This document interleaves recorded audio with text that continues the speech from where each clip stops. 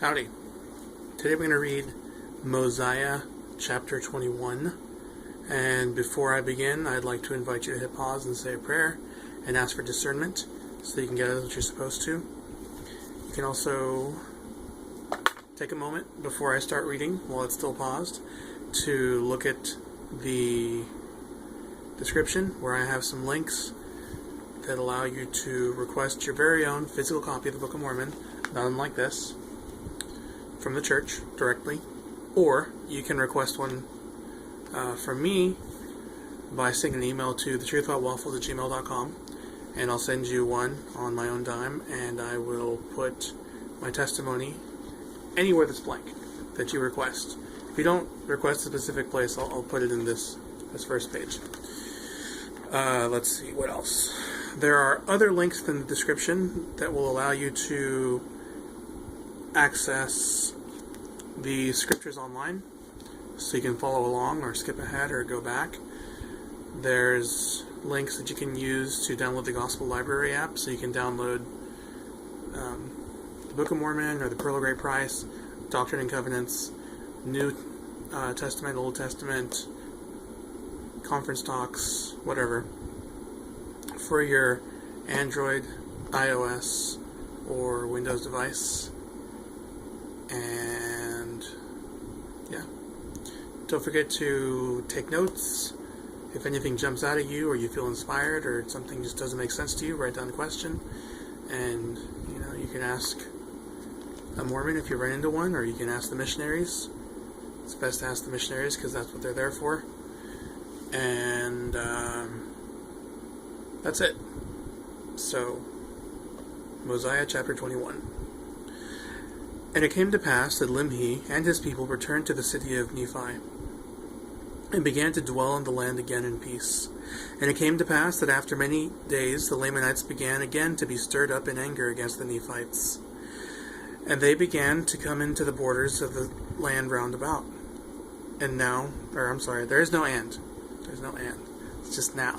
Now they durst not slay them, because of the oath which their king had made unto Limhi, but they would smite them on their cheeks, and exercise authority over them, and began to put heavy burdens upon their backs, and drive them as they would a dumb ass.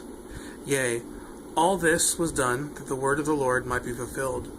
And now the afflictions of the Nephites were great, and there was no way that they could deliver themselves out of their hands, for the Lamanites had surrounded them on every side.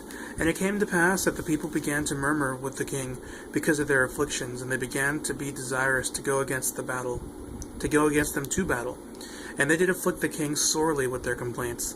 Therefore he granted unto them that they should do according to their desires.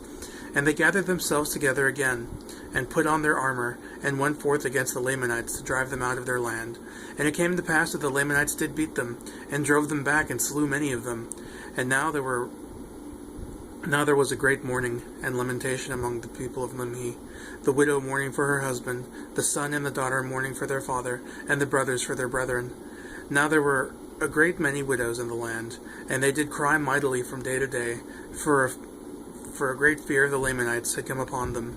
And it came to pass that their continual cries did stir up the remainder of the people of Limhi to anger against the Lamanites. And they went again to battle, but they were driven back again, suffering much loss. Yea, they went again, even the third time, and suffered in the like manner. And those that were not slain returned again to the city of Nephi. And they did humble themselves even to the dust, subjecting themselves to the yoke of bondage, submitting themselves to the smitten, and to be driven to and fro, and burdened, according to the desires of their enemies. And they did humble themselves, even in the depths of humility, and they did... That's interesting.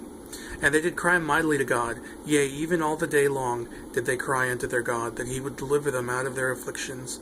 And now the Lord was slow to hear their cry because of their iniquities. Nevertheless, the Lord did hear their cries, and began to soften the hearts of the Lamanites, that they began to ease their burdens. Yet the Lord did not see fit to deliver them out of bondage. And it came to pass that they began to prosper by degrees in the land, and began to raise grain more abundantly in flocks and herds, and they did not suffer with hunger. Now there was a great number of women, more than there was of men.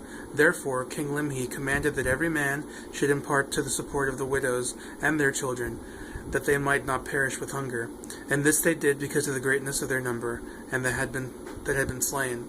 Now the people of Limhi kept together in a body, as much as it was possible, and secured their grains and their flocks.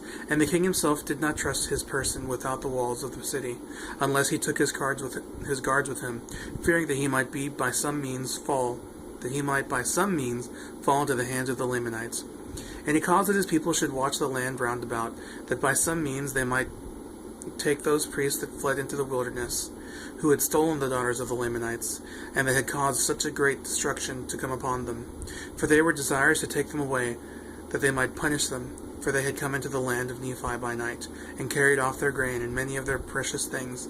Therefore they laid wait for them.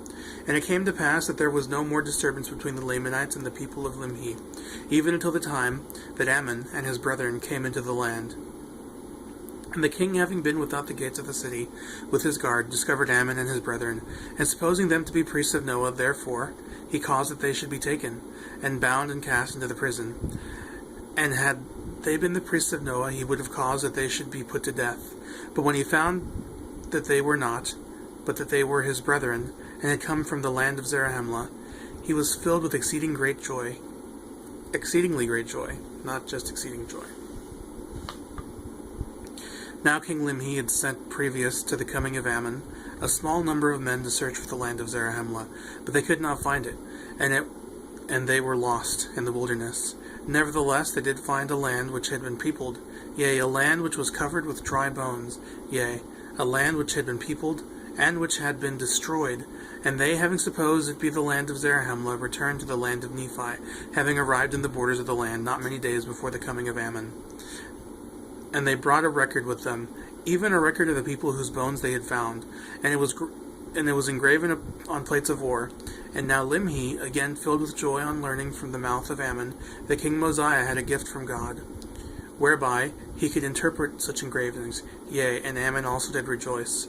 Yet Ammon and his brethren were filled with sorrow, because so many of their brethren had been slain.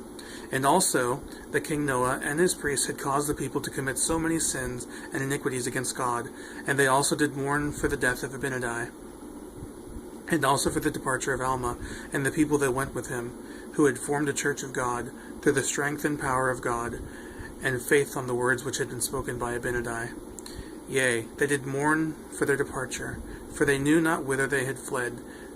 Now they would have gladly joined with them, for they themselves had entered into the covenant with God, to serve him and keep his commandments. And now, since the coming of Ammon, King Limhi had also entered into a covenant with God, and also many of his people, to serve him and keep his commandments. And it came to pass that King Limhi and many of his people were desirous to be baptized, but there was none in the land that had authority from God, and Ammon declined doing this thing, considering himself an unworthy servant. Therefore they did not, at that time, form themselves into a church, waiting upon the Spirit of the Lord. Now they were desirous to become even as Alma and his brethren, who had fled into the wilderness. They were desirous to be baptized as a witness and a testimony that they were willing to serve God with all their hearts. Nevertheless they did prolong the time, and an account of their baptism shall be given hereafter. And now all the study of Ammon and his people, and King Limhi and his people, was to deliver themselves out of the hands of the Lamanites and from bondage. Alright, so that was Mosiah chapter 1. Thanks for watching, and I'll see you all later.